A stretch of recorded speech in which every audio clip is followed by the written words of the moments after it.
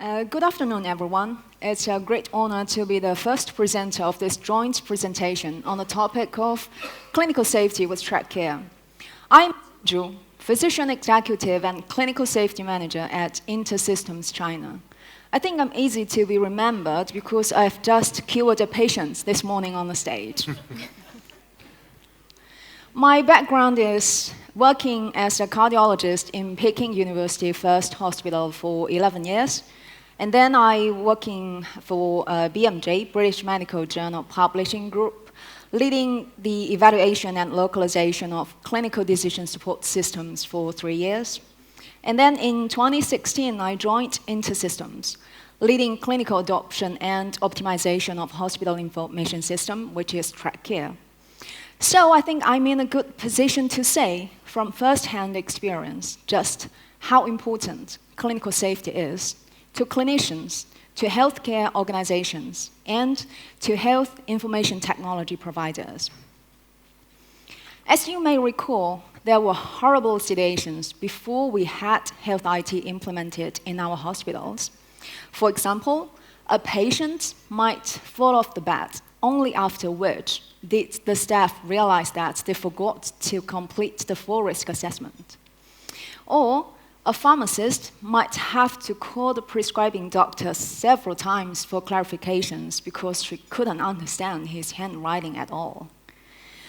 Or patients might have collected in the emergency room, kept waiting for busy nurses to conduct triage. And of course, doctors, and I believe there are lots of doctors today in this room, must have had the experience of being totally confused with the medications that a patient had had.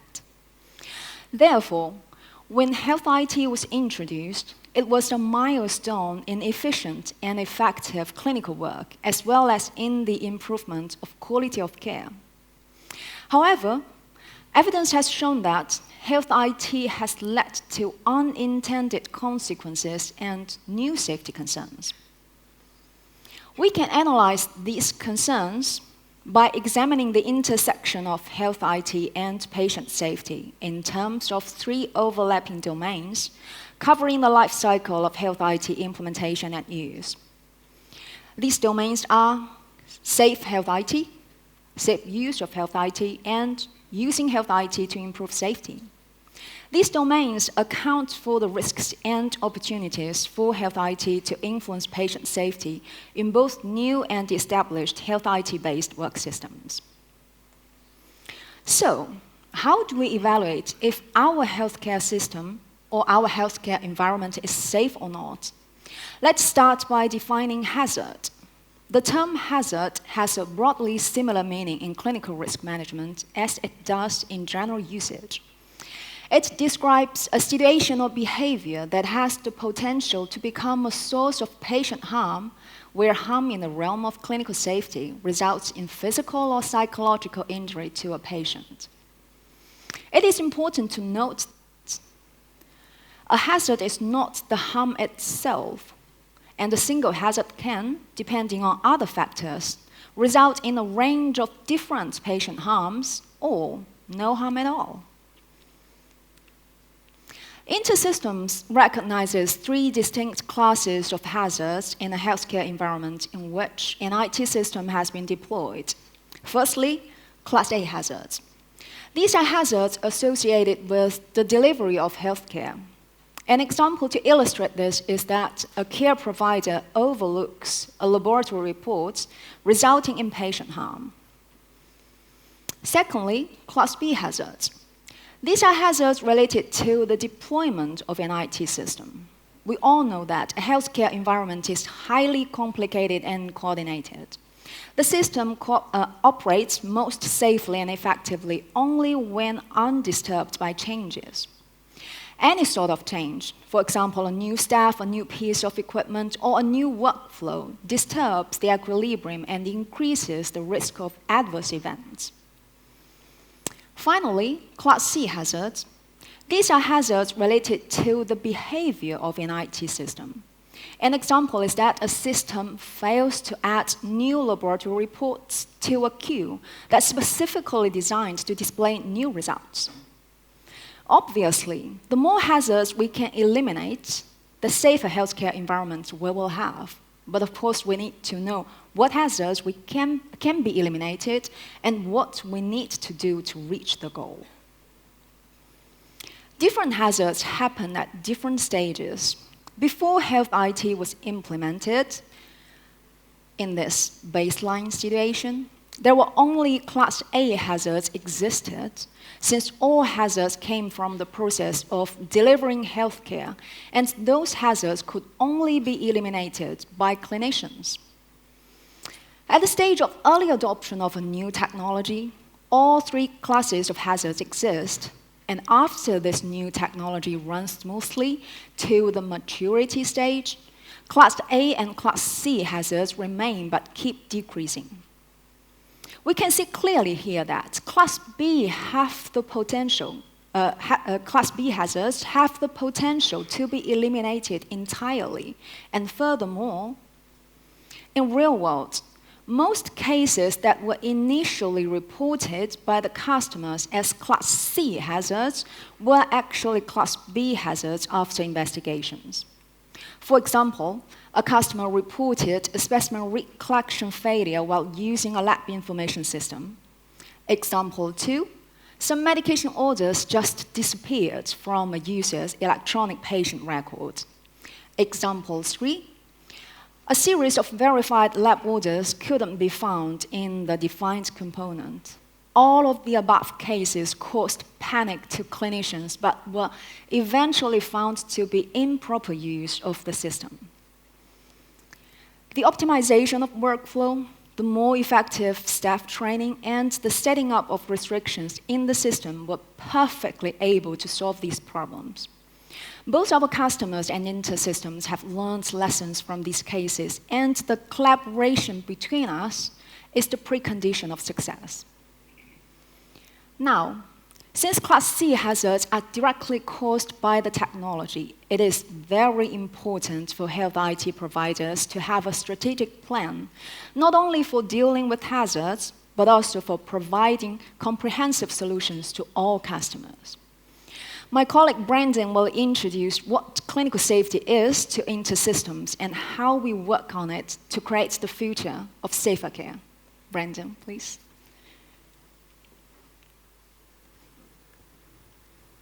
Thank you, Qianzhu, for that very interesting presentation.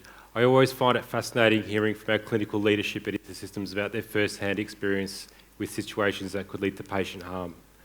One question that I often get asked in my role as clinical safety manager is what is clinical safety to InterSystems? When we talk about clinical safety, what we're talking about is patient safety. And one thing that we can all agree on is that patients are one of the main reasons that we are here today. Today I'll be speaking about InterSystems initiatives with clinical safety, and I'll be sharing with you our safety journey so that you can see that our dedication to innovation and excellence extends beyond just the products that we manufacture and into their safe use in patient care. It is also a very well-known fact that the pathway to patient safety is through the design and implementation of frameworks that identify and assess risk and take proactive actions to mitigate against those risks. I am passionate about clinical safety and patient safety, and this started for me with my clinical experience as a radiation therapist. I worked for 4 years in a large public hospital in Melbourne, Australia, and in my time I was lucky enough to specialise in a number of life-saving radiotherapy techniques, many of which relied on the millimetre precision of the treatment using very powerful technology. It was in that space that I really started to understand and appreciate the power of clinical decision support and the importance of engineering safety into clinical workflow and practice. I will share with you that we did have some minor incidents at my time in that department. None of them were that serious. But what we always did was we always analysed and reviewed every incident to understand the root cause. And each and every time we either changed our practice or we changed the way that we used our technology. I also have a number of years of healthcare IT experience. I have approximately 13 years. 10 of those have been working for InterSystems, and I've had the pleasure of deploying and implementing TrakCare for about 9 of those years. So I have an expert knowledge and understanding of what it takes to deploy our products and to use them effectively and safely. Most recently, I'm working as a clinical safety manager as part of the clinical engagement team in the region, which is a team of senior clinicians whose primary purpose is to work with our customers on clinical adoption and end user satisfaction.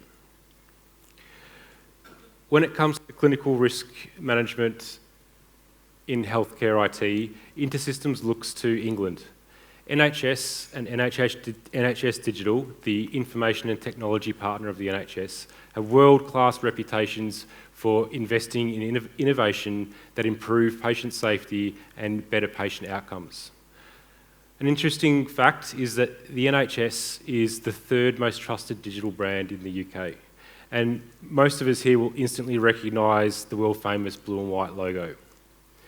NHS Digital govern over 2 standards that are designed specifically for clinical risk management within healthcare IT. The first of those is designed for manufacturers of software, vendors like InterSystems, so that they can evidence that the software that they are producing is safe.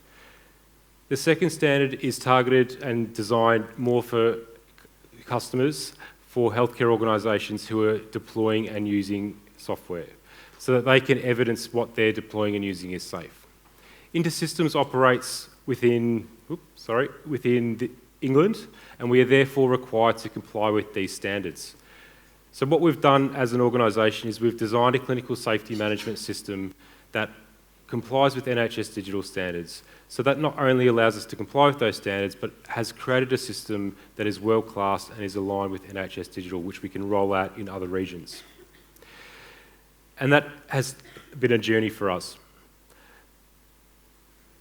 So our journey, we've always been a safety-conscious organisation, and we demonstrate that with the way that we QA our software and how we position clinicians within senior positions in the organisation. Many of you who work with those on a day-to-day basis from our company. We really started to ramp up the activity for safety around 2015, where we undertook initial consultation with an organisation called SafeHand, who are the UK's leading experts in the 2 standards I just mentioned. An outcome of that consultation was the design of our own safety management system. We appointed key personnel and also started working on the tools to support our framework. And we started to roll that framework out in the UK in 2015 and 2016. In 2017, we focused on some of the more proactive and reactive approaches to clinical safety. And very importantly, we signed an important contract in Australia with a customer, and part of that contract is to deliver clinical safety to the standards of the English standards. In 2018, I was appointed the Regional Clinical Safety Manager and was tasked with rolling out our framework in the region. And we also appointed other regional clinical safety managers, 2 of which I'm on stage with, sharing the stage with today. This year, the activity really started to ramp up in our region, along with the customer engagement, and we started to undertake the very important step of undertaking clinical safety assessments in the regional editions of our product. Looking forward into the future, we will start to engage with our agile development teams and really start to get safety by design into our product. And we'll also look at including some of our safety-related material into our training materials and also our implementation toolkit. Just to give you an example of the level of activity that we've undertaken for safety since 2016, we have over 2,500 individual safety assessments within our development platform, Jira. So that gives you an idea of the level of activity we've undertaken. So to support all of this activity, we've formed a global clinical safety group, which is a group of approximately 20 clinicians, all with different backgrounds, all with clinical background from a variety of different specialties, and have a cumulative clinical experience which is quite impressive. We are also all health IT professionals. We meet regularly and we undertake risk assessments on incidents that are coming out from our customers from the field, and we also work on our system and improving it. We have all undertaken specific training from our consultant SafeHand, which brings us up to the level of risk assessment that would be required by NHS Digital. And you can see we have a number of safety-specific roles that the company is investing in, all the way from a global CSO through to safety analysts that work specifically with the product. So to give you an idea, since the framework has been introduced, We've had around 150 safety reports raised, so that's roughly one a week. And what we're doing when we're reviewing those safety reports is we're interrogating our hazard log to try and understand if what's coming out of the field is a new cause that we need to understand and potentially control. We have two specific approaches to the way we develop our hazard log and our approaches to clinical safety. The first of those is more of a proactive approach, which happens in the development stream. So our core product and the regional configurations of our product undergo safety assessments, which is more of the proactive. More of a reactive approach comes from implementation, when our customers are using the product and they're recognising something that is a safety concern, or they're in live service. They raise a safety report and that makes its way through to the safety group. Constantly we're looking at the hazard log to see if we need to update that or add a new cause and potentially define a new control. So we have three main outputs from our safety system that we share with our customers that are available to every one of you here today. First of those is our clinical safety management plan. That outlines the safety activities that you can expect to interact with InterSystems, and it is aligned with our customer engagement methodology. Many of you will have heard of ARIES. We also produce a clinical safety case, which is a document that outlines how the product has been assessed from a safety point of view, and also provides a summary of the safety assessment outcomes. But probably the most important component of our system, which is used in almost every safety process, is our hazard log. And the hazard log is a catalogue of all of the known product vulnerabilities. Very importantly, it documents all of the causes, or potential causes for those hazards, and the controls. And I'll talk a little bit more about the controls in some of my later slides. So for those of you who like some detail, I've provided an example directly from our hazard log to give you an idea about the type of language that we use, and also to give you an overview of the structure of the hazard log. So the example that I've chosen is that the system contains patient data that are inaccurate, incomplete, false, or ambiguous. And everyone here today can appreciate how that has the potential to lead to patient harm. A cause for this hazard, and there are a number of causes for this particular hazard in our hazard log, is that a user has mistakenly entered inaccurate data into the system. And again, many of you will be able to recognise how that could quite easily happen. Decimal places in the wrong spot, there's a typo, user forgot to save their sentence or didn't complete their sentence before logging out. So the way that we control this particular cause is through design. We have a design control, which is that the system includes many data entry fields where permitted values are limited to only those chosen from options in a fixed list. For these, the system prohibits users from selecting values not in the list. So that's a very nice way of saying that we have lookups in many of our fields, which will stop users entering inaccurate data. It will not stop them choosing the wrong value, but it will reduce the likelihood of that cause. So over the next couple of slides, I'd like to drill down into the controls a little bit more. These are some of the more powerful parts of the hazard log, and really the bits that you would look to be implementing as part of our safety framework as a customer of ours. So we have close to 900 controls in our hazard log. That's a lot.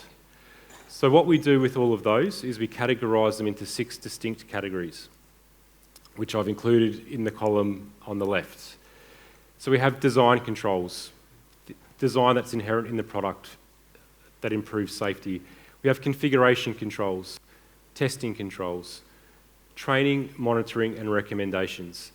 Although implementing the controls is a collaboration with our customers, there are distinct responsibilities, which I've highlighted in the column on the right and in the middle. You can see, as an example, InterSystems owns the design of the product, so we own all of the design controls. We have a very important body of collateral that we've gathered over all of our years of implementing TrakCare. We have a series of recommendations which really focus on change management and policy and procedural changes that you may want to consider when you're implementing an EMR. We provide that as part of our hazard log, and it's up to our customers to review those and decide which of those are relevant to the scope of their project and which ones they need to implement Are they moving from paper to electronic? Do they need to consider them all? Have they already got many of these processes in place with a legacy system?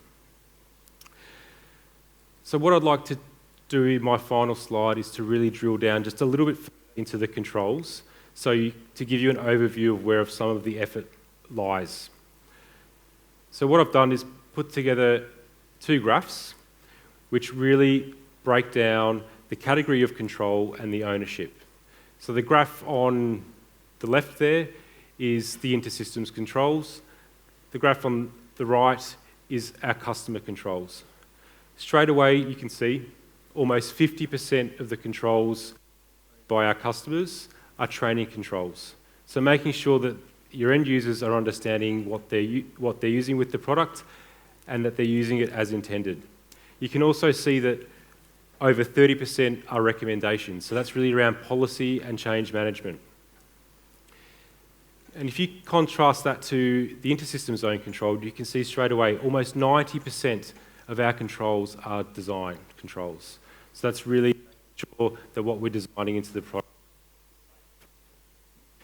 So from this overview, you can see that InterSystems takes clinical safety very seriously, and we've invested in a team of experts to make sure that what we're designing and what is being taken from the field is being reviewed and risk assessed. Thank you for listening. What I'll do is hand over to Orm, who's the Clinical Safety Manager for Thailand and Indonesia, who will introduce herself and talk a little bit about how you can get involved with clinical safety with InterSystems. Thank you. So thank you, Brandon. Good afternoon, everyone. Before I share my experience, I would like to introduce a little bit about myself. So before I joined InterSystems, I was working as a pharmacist at an international hospital for 6 years.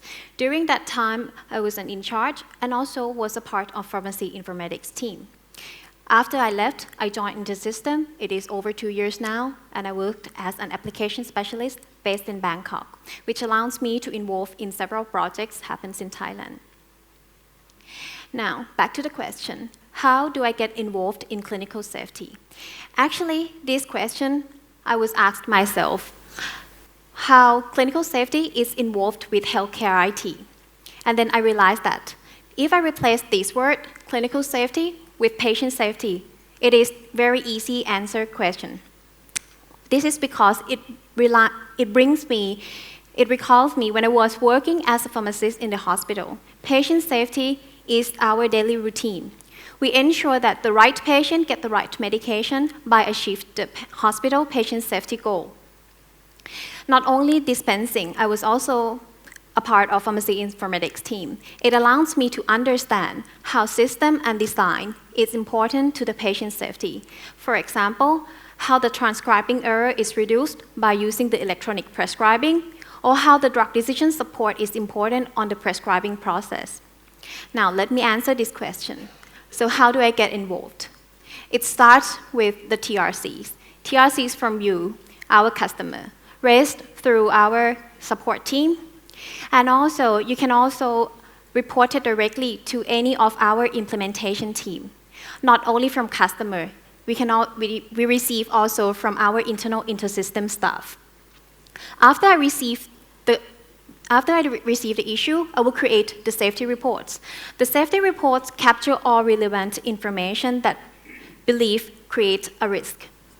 This safety report will then be discussed by clinical safety group, and numerous of discussion and decision was made during that discussion. If that issue is believed that it is a clinical safety risk, we will flag our JIRA and we will annotate the JIRA for follow-up. So, as the clinical safety management system now being rolled out in this region, and 3 of clinical specialized in patient safety, the hazard log and clinical safety case available to all of our customers. Also, we work together to create the future of care.